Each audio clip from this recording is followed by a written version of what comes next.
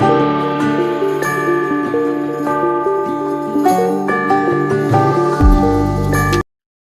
वालेकुम warahmatullahi wabarakatuh। Students, welcome to physics learning family. मैं हूं मुज्तबा मंजूर।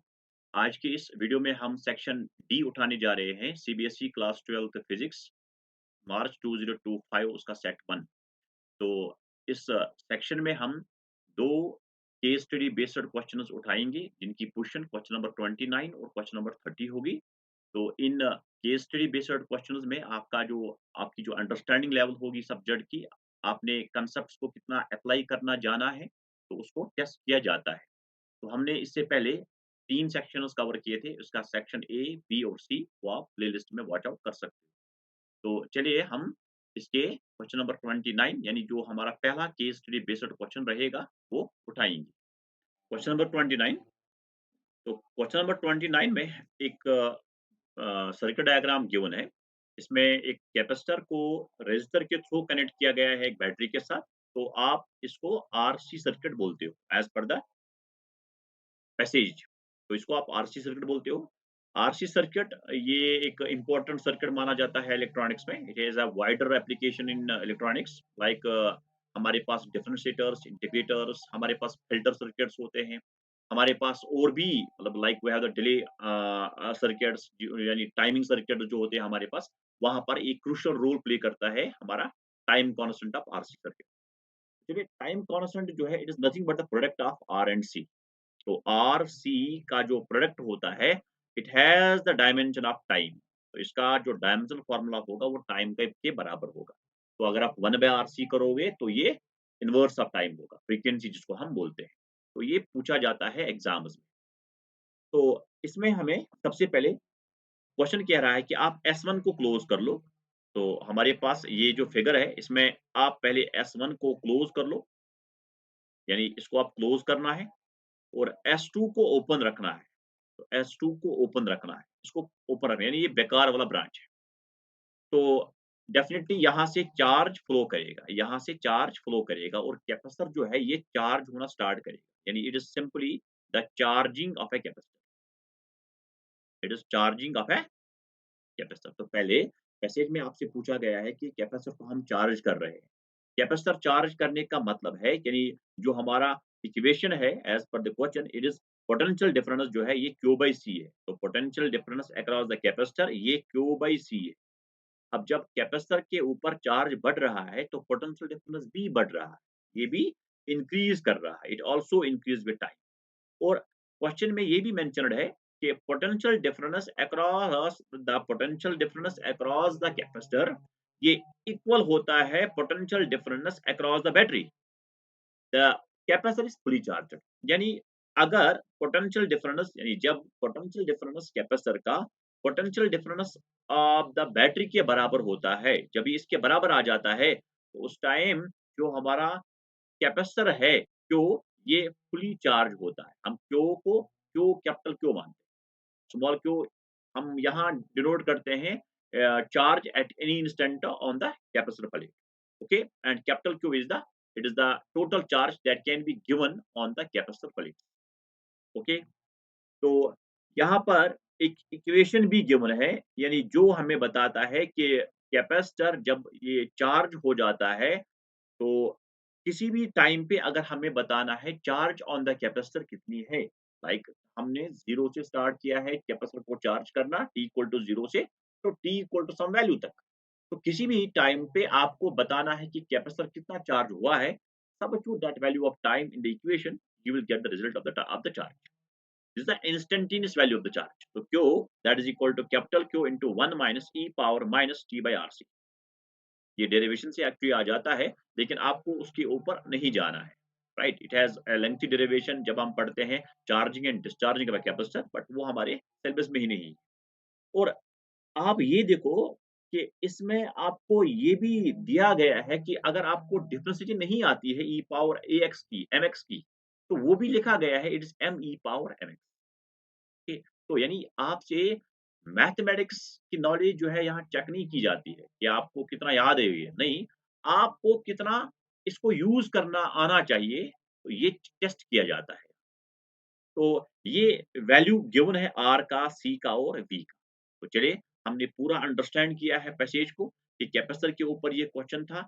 हमने पहले स्विच को पहले क्लोज़ किया है S1 को और S2 को ऊपर रखा है, तो कैपेसिटर जो है ये चार्ज हो रहा है। तो देखते हैं क्वेश्चन जो है ये किस तरीके से हमें आंसर डिमांड कर रहे हैं। जो इसका पहला क्वेश्चन है, the final charge on the capacitor when S1 is closed and S2 is open।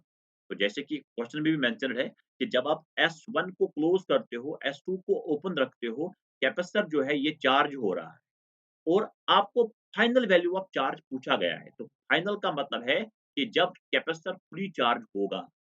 ये कब होता है fully charge? As per the question, जब पोटेंशियल डिफरेंस कैपेसिटर का potential difference of the battery के बराबर हो।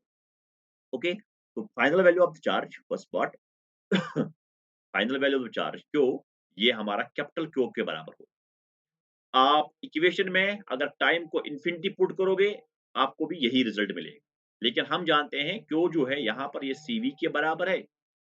सी का वैल्यू यहाँ पर 500 micro means 10 raised power -6 and CV वो this V is potential difference जो है बैटरी का है। लेकिन मैक्सिमम चार्ज जो है ये पोटेंशियल डिफरेंस जो प्लेट्स के बीच का होगा वो बैटरी के पोटेंशियल डिफरेंस के बराबर होगा। तो आप 10 यहाँ पुट करो, चार्ज का यूनिट कूलम है, तो maximum value of charge Q आया, this is 5 and 0, 0 and 10 power -6 it is 10 power -3 that is milli coulomb. तो option number B will be the correct. तो यहाँ बी पार्ट आता है। आगे बढ़ते हैं। अब for sufficient time the key S1 is closed. अब आप S1 को क्लोज़ करते हो थोड़ी देर के लिए, S2 को ओपन रखते हो। ओके बेटा। Now S2 is closed end S1 is open. अब उल्टा हो रहा है यहाँ पे। अब यहाँ उल्टा हो रहा है। अब आपको ये क्लोज़ करना है, इसको ओपन रखना है। यानी आपने बैटरी को ही डिस्कनेक्ट किया है। अब कैपेसिटर को आपने थोड़ी देर के लिए चार्ज किया था, नाउ इसके लिए अब ये कैपेसिटर डिस्चार्ज हो जाए। तो जो हमारा ऑप्शन नंबर जो हमारा पार्ट नंबर सेकंड है, इसमें हमें डिस्चार्जिंग के बारे में बात की गई है। डिस्चार्जिंग यहाँ हो रहा है कैपेसिटर और हमसे पूछा गया है what is the final charge of the capacitor. अब ये तो डिस्चार्ज होगा, होगा, होगा और आखिर पे इसके इसके पास क्या बचेगा? 0। तो फाइनल वैल्यू जो होगा चार्ज का यहाँ पे ये 0 होगा। बिल्कुल आसान सी सवाल था ये। तो चलिए हम क्वेश्चन नंबर 3 की ओर बढ़ते हैं। Dimensional formula for RC circuit. तो वीडियो के शुरू में ही मैंने बोला था कि आरसी सर्किट जो है, इसका जो टाइम कांस्टेंट होता है, ये आरसी के ही बराबर होता है। तो RC it is simply the time. तो टाइम का dimensional formula m0 L0 T1 a power 0, option number D. तो यहाँ पर जो पार्ट नंबर 3 होगा, इसका ऑप्शन नंबर डी करेक्ट होगा। ओके? तो आपको इस पैसेज में जो हमारा 4th पार्ट होगा, इसमें आपको चॉइस मिलेगा। यहाँ देखो, आपको चॉइस मिलेगा यहाँ, ठीक है? तो कुल मिला के जो हमारे जो केस स्टडी बेस्ड क्वेश्चंस होते हैं, इनमें आपको 4 एमसीक्यू मिलेंगे, 3 आर कंपल्सरी और आपको 1 एमसीक्यू में एक चॉइस मिलेगा। चलिए हम पार्ट 4 के पहले वाले पार्ट को देखते हैं। The key S1 is closed and S2 is open. The value of the current in the resistor after 5 second is। तो हमें पहले S1 को क्लोज करना है, S2 को ओपन रखना है, तो डेफिनेटली यहाँ से करंट एक फ्लो करेगा। हमें यही करंट बताना है कि रेजिस्टर के थ्रू जो फ्लो कर रहा है आफ्टर 5 सेकंड। तो टाइम का वैल्यू यहाँ पर, तो फोर्थ वन, इसमें टाइम गिवन है 5 सेकंड्स। हमसे वैल्यू ऑफ करंट पूछा गया है। ओके, तो current is the rate of flow of the charge. तो ये dq बाई dt होता है। जैसे कि चार्ज का जो वैल्यू है, instantaneous value of the charge, ये क्वेश्चन में गिवन है, it is q into 1 minus e power minus t by RC। ये जब हम डेरिवेशन करते हैं चार्जिंग का कैपेसिटर का, वहां से आ जाता है। ओके, तो आप डिफरेंशिएट कर लो और क्वेश्चन में ये भी गिवन है कि d by d x of some e power mx that is m e power mx। ये भी क्वेश्चन में मेंशनड है। तो डिफरेंशिएट करते हैं, तो differentiation d by D T of q that is q into 1 minus e power minus t by RC। पहले d by dt q पे ऑपरेट होगा, q इनटू 1 इज q, वो 0 आ जाएगा, माइनस यहाँ पर m जो है ये 1/RC होगा, तो it is Q into -1/RC e power -t/RC, that is capital Q by RC e power -t/RC। ये करंट का इंस्टेंटेनियस वैल्यू होगा। कोई भी टाइम आपको बताना है कि किस टाइम पे करंट होगा, आप वो टाइम पुट कर लो यहाँ। तो जैसे कि इस क्वेश्चन में t का वैल्यू 5 सेकंड है, इस t को 5 सेकंड का वैल्यू हम यहाँ पुट करते हैं। तो यहाँ देखो RC है, तो पहले हम अलग से इस RC का वैल्यू फाइंड करते हैं।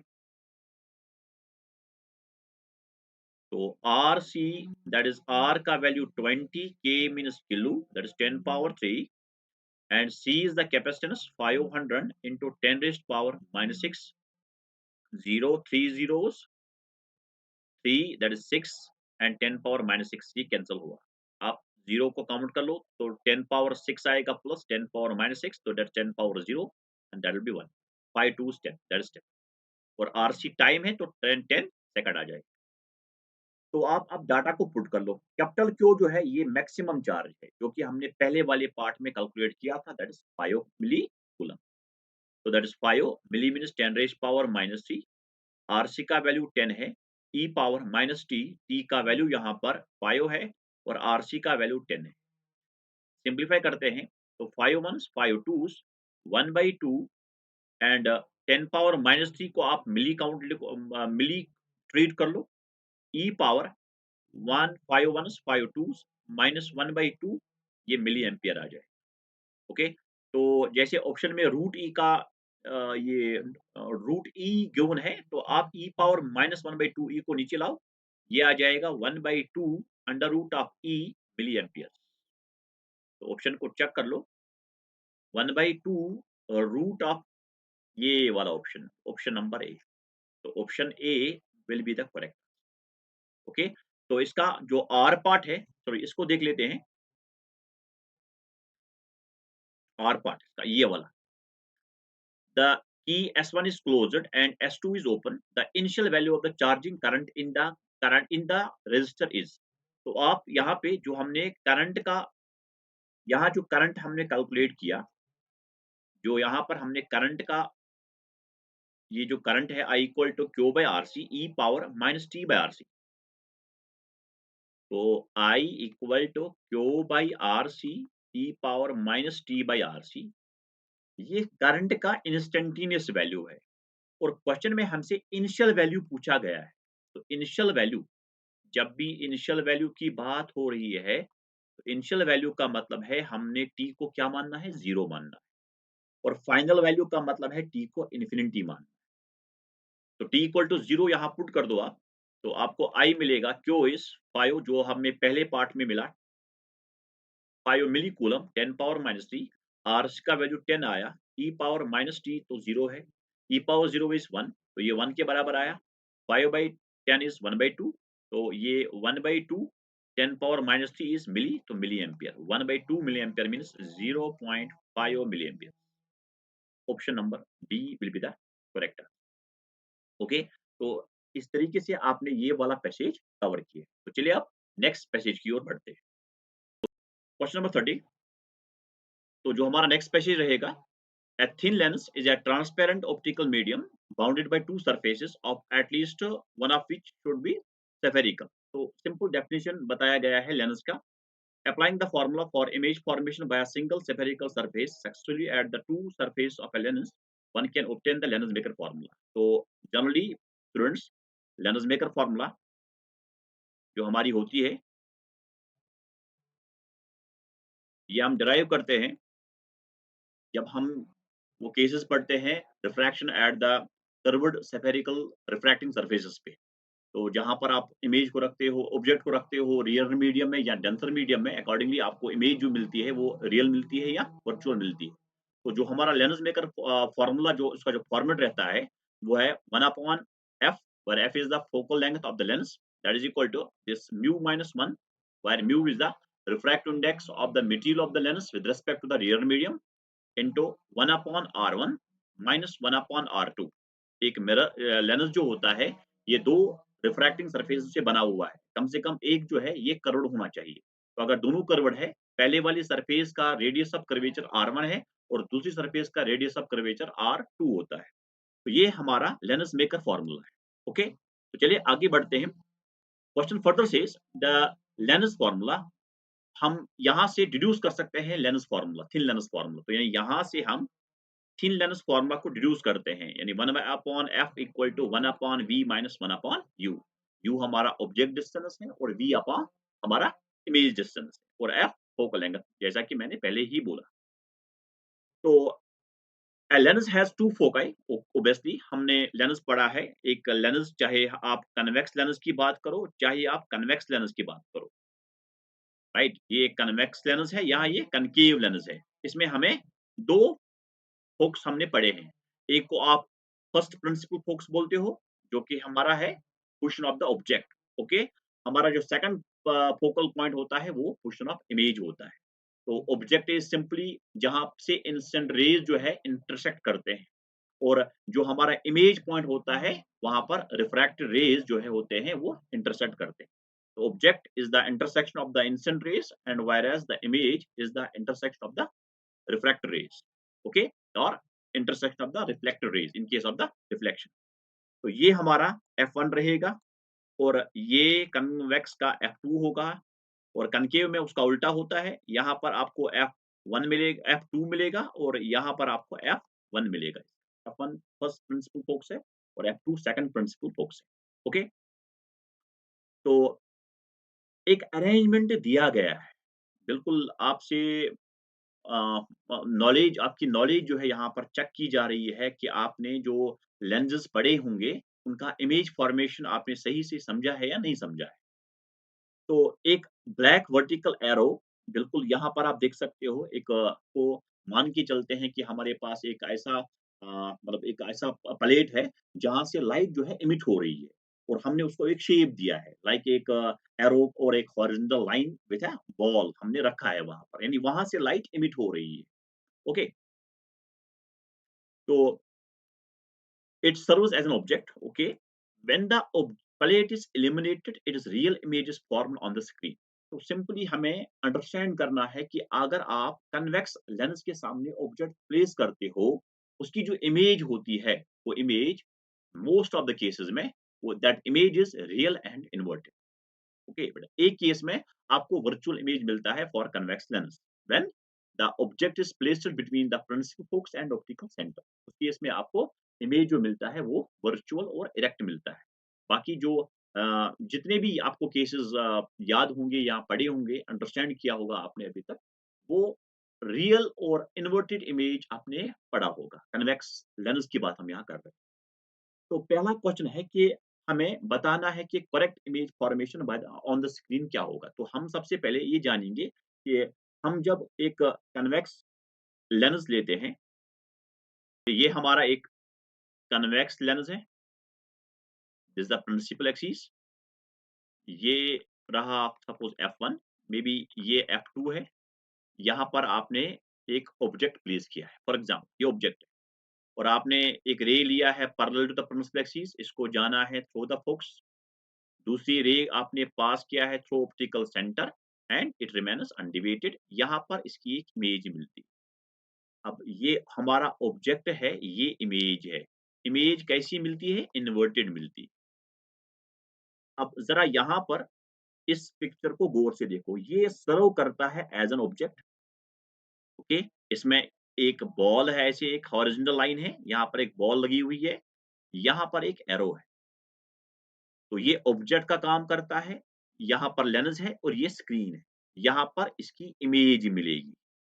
अब जैसा कि यहाँ पर एक कन्वेक्स लेंस प्लेस किया गया है, अब कन्वेक्स लेंस में image formation, right, for this case when object is beyond this F1, the final image will be inverted. तो हमें इस ऑब्जेक्ट जो है इसको इन्वर्ट करना पड़ता है। अब सीधे-सीधे मुझे बताइएगा, अगर मैंने इसको एक कन्वेक्स लेंस के सामने रखा, इसकी जो इमेज होगी ये मुझे कैसा मिलेगा? ये मुझे इन्वर्टेड मिलेगा। तो अगर आप इसको इन्वर्ट करोगे, मैं इसको इन्वर्ट कर रहा हूँ, ये इन्वर्टेड इमेज इसकी होगी। तो आप यहाँ चेक कर लो, एरो को हम नीचे ला रहे हैं और बॉल को हम लेफ्ट प्लेस करते हैं, लेफ्ट की तरफ हम इसको मोड़ते हैं। तो आप यहाँ चेक कर लो, तो जो पहला हमारा ऑब्जेक्टिव रहेगा इसका, वो है कि एरो नीचे की ओर, यहाँ एरो नीचे की ओर है, यहाँ एरो नीचे की ओर है, ये 2 गलत होंगे। और बॉल जो होगी, बॉल जो है ये इसके अपोज़िट डायरेक्शन में होगा। यहाँ पर बॉल अपने इनिशियल ओरिएंटेशन जो इसकी थी, वो इसके अपोज़िट में है। तो option number C will be the correct. तो आपको सीधे-सीधे जो हमारी यहाँ ऑब्जेक्ट था, ये रहा ऑब्जेक्ट, इस ऑब्जेक्ट को इन्वर्ट करना। ये बॉल यहाँ पे है, तो जब आप इसको इन्वर्ट करोगे, आपको एरो नीचे की ओर मिलेगा और बॉल जो है ये आपको लेफ्ट साइड मिलेगा। ओके, तो यहाँ ऑप्शन नंबर सी जो होगा ये करेक्ट आंसर। आपने ये अपने जो आपकी जो प्रीडिक्शन नॉलेज है कि इमेज फॉर्मेशन जो होता है एक कन्वेक्स लेंस का, ये आपको रियल और इन्वर्टेड मिलता है when object is placed beyond this focus. चलिए नेक्स्ट क्वेश्चन की ओर बढ़ते हैं। Which of the following statement is incorrect? तो क्वेश्चन को ध्यान से पढ़िएगा, हमें इनकरेक्ट स्टेटमेंट को पिक करना है। पहला है कि for a convex mirror magnification is always negative. तो हमें यहाँ ये वाला पार्ट कह रहा है कि जो मैग्निफिकेशन है कन्वेक्स मिरर का, ये रहा कन्वेक्स मिरर, ये प्रिंसिपल एक्सिस है। तो क्वेश्चन कह रहा है कि इसका जो मैग्निफिकेशन है ये हमेशा नेगेटिव है। मैग्निफिकेशन जो है it is the ratio of the size of image to the size of object. तो यहाँ पर अगर हमने रखा है ऑब्जेक्ट, तो डेफिनिटली जो ऑब्जेक्ट होता है it is above the principal axis, तो हम इसको as per the sign convention positive लेके चलते हैं। तो आप रे ले रहे हो parallel to the principal axis, तो ये रे जो है रिफ्लेक्शन के बाद एक्चुअली मीट नहीं करेगा प्रिंसिपल एक्सिस को, हमें इसको बैकवर्ड बैकवर्ड प्रोड्यूस करना पड़ता है। ओके, तो दूसरी रे अगर पोल को आप टकराओगे, तो ये as per the reflection, oblique reflection इसको कहा जाता है। It will leave the mirror, it will reflect from the mirror in according with the laws of reflection. Okay, आपने इस रे को बैकवर्ड प्रोड्यूस किया, तो यहाँ पर आपको एक इमेज मिलेगा आई। तो आई जो है it is also above the principal axis, ये भी आपको पॉजिटिव लेके चलना हो। तो डेफिनिटली आई बाई ओ, ये पॉजिटिव बाई पॉजिटिव आपको मिलेगा, ये हमेशा आपको पॉजिटिव ही मिलेगा। मैग्निफिकेशन जो होता है कन्वेक्स मिरर का, ये हमेशा पॉजिटिव होता है। लेकिन क्वेश्चन क्या है, इट्स ऑलवेज नेगेटिव, ये हमारा गलत स्टेटमेंट। ओके, तो हमारा ऑप्शन ए जो है ये करेक्ट। स्टिल हम इसके दूसरे बी पार्ट, सी और डी को देखते हैं कि बी पार्ट कह रहा है for all virtual images. Virtual images जितने भी होते हैं, वर्चुअल इमेज बनता है व्हेन द रिफ्लेक्टेड रेज और when the refracted rays does not actually meet. हमें इन रेज़ों को बैकवर्ड प्रोड्यूस करना पड़ता है इमेज फॉर्मेशन के लिए। तो for all virtual images formed by the mirror magnification, तो मिरर वाले केस में जो भी आपको वर्चुअल वाला केस मिलता है, वर्चुअल आपको याद रखना है, कन्वेक्स वाले मिरर से आपको हमेशा वर्चुअल इमेज ही मिलेगा और कनकेव में आपको एक केस में वर्चुअल इमेज मिलता है when object is placed between the this we can say principal focus and the pole. तो पोल और फोकस के बीच में जब आप ऑब्जेक्ट को प्लेस करते हो, उस टाइम कनकेव मिरर जो है ये वर्चुअल इमेज फॉर्म करता है, जिसको आप शेविंग मिरर, मैकअप मिरर बोलते हो। ओके, तो ये स्टेटमेंट जो है मिरर मैग्निफिकेशन इज पॉजिटिव, तो ये पॉजिटिव है। ऑब्वियसली वर्चुअल इमेज जो होता है, आपने पहले वाले केस में भी देखा, वर्चुअल इमेज में मैग्निफिकेशन पॉजिटिव है, तो ये वाला स्टेटमेंट करेक्ट है।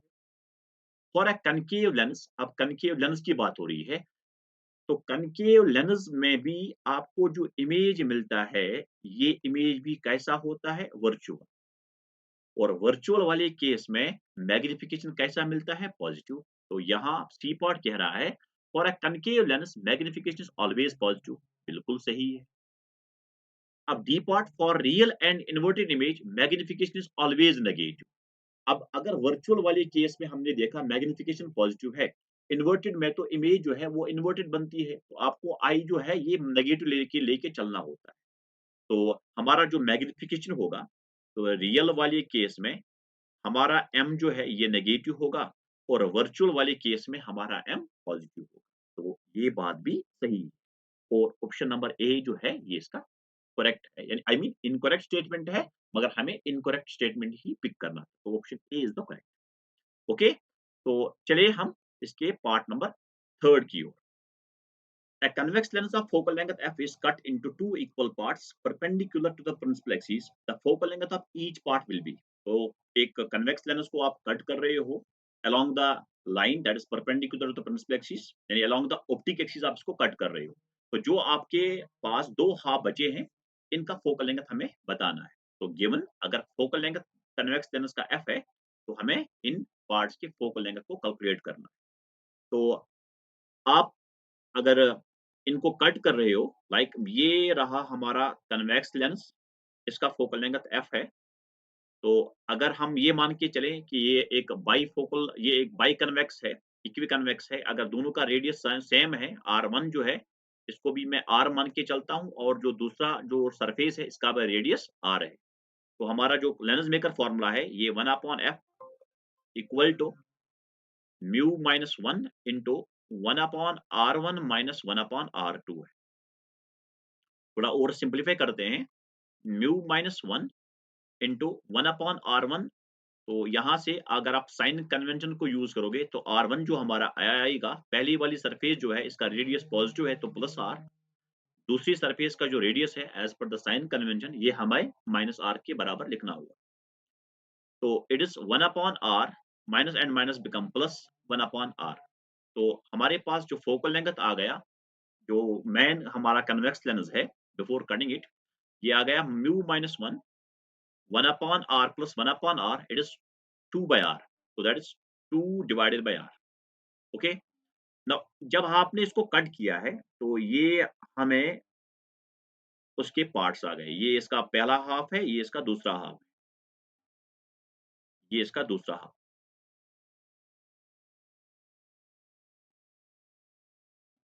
तो आपने इसको दो हाफ में कट किया है।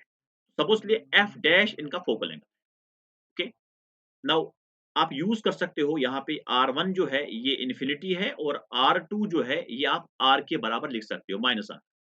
ओके, आप इसका आप यूज कर सकते हो, आप इस वाले का भी यूज कर सकते हो। अगर आप r1 r के बराबर ले रहे हो, और r2 फिर आपको इन्फिनिटी लेके चलना होगा, माइनस।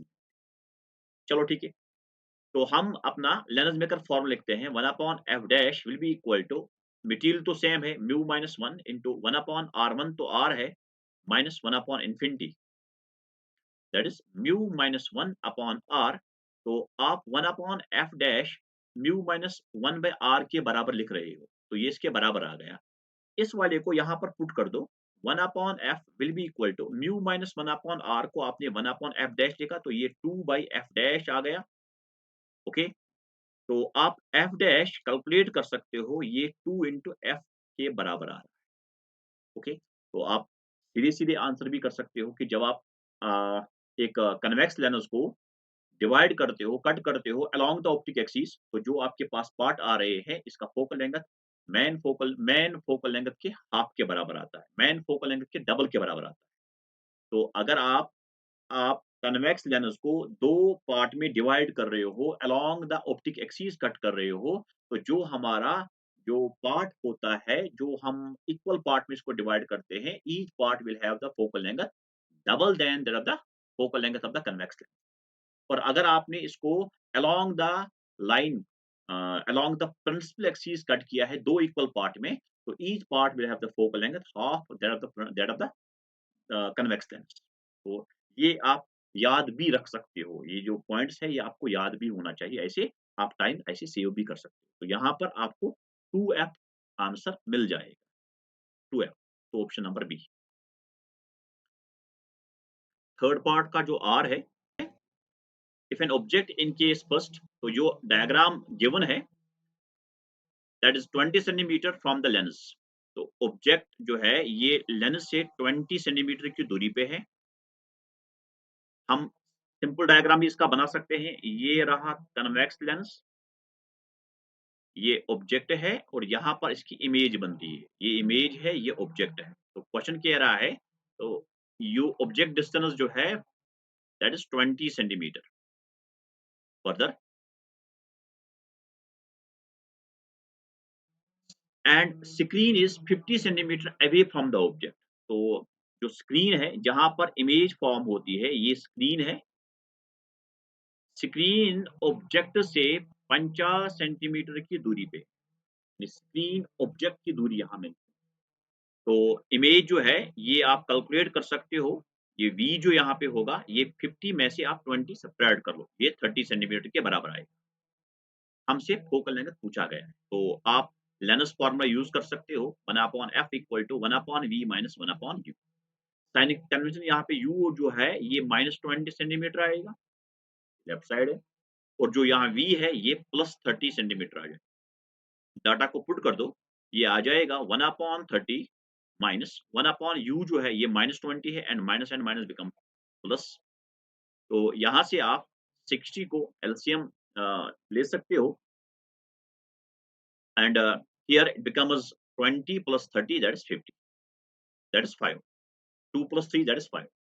तो आपने 20 और 30 का जो एलसीएम है ये 60 आ जाएगा, और ऊपर this is 2 plus 3 is 5। Okay, तो 1/f, तो f जो होगा ये 60/5, that is will be equal to 12 centimetre. Simple सा कैलकुलेशन यहाँ पे किया, तो सिंपल स्ट्रेट फॉरवर्ड क्वेश्चन था लेनस फॉर्मूला के ऊपर। तो 12 सेंटीमीटर ऑप्शन नंबर बी जो है ये इसका करेक्ट आंसर। ओके, तो चलिए हम पार्ट नंबर 4 की ओर बढ़ते हैं। The distance of an object from first focal point of a biconvex lens is x1। तो ये हमारा कन्वेक्स लेंस है। This is the first principal focus f1, यानी position of the object refraction के बाद rays will be parallel to the principal axis, और ये इसका सेकंड प्रिंसिपल फोकस है। तो आप इसको सेम मान लो, फोकल जो फोकल लेंथ है इसको आप f मान लो, इसको आप f मान लो। ओके, तो जब डाटा गिवन नहीं है तो आप इसको सेम लेके चल सकते हो।